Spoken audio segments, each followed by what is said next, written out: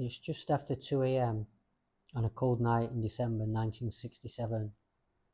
A young patrolman in Ashland, Nebraska, Herbert Schirmer, is out on routine duty, alone in his cruiser, covering quiet rural roads. And then he sees something that doesn't fit the night.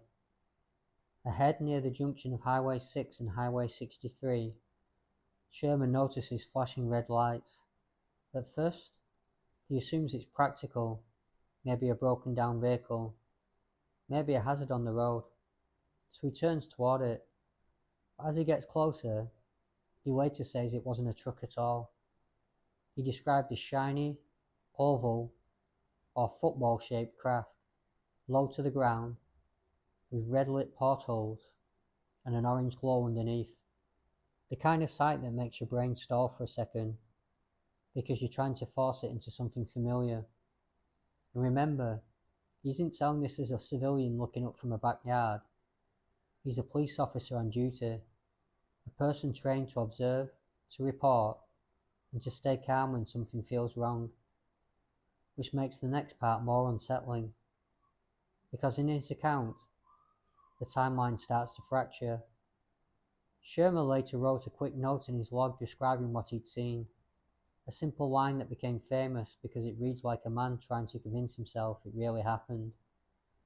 But he also reported something stranger, a sense that he lost time, that he went from watching the object to suddenly being in a different position, outside the normal flow of events, unsure how he got there or how long it had been. In the days that followed, Schirmer's story drew attention. Investigators became involved, including researchers connected to the University of Colorado UFO study that was running at the time. And this is where the case becomes one of the most controversial police encounters in American UFO history, because part of Schirmer's abduction narrative comes from hypnosis sessions, where he described being paralyzed, taken aboard the craft, and confronted by humanoid figures.